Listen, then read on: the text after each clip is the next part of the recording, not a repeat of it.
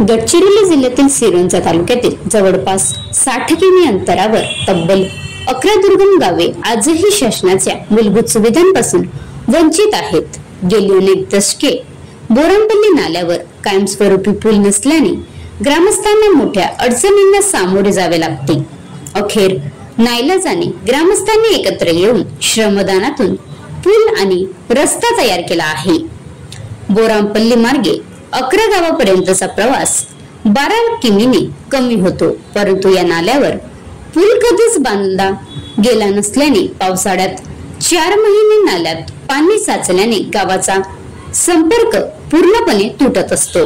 उर्वरित 8 महिने लोकांना उथळ नाल्यातून धोकादायक प्रवास करावा लागत असतो।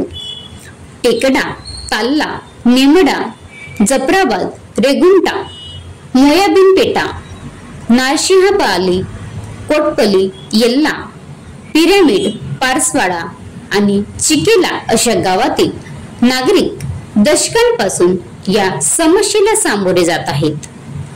Maharashtra live news reporter Umesh Gazalbindiwar, taluka प्रतिनिधी, गडचिरोली।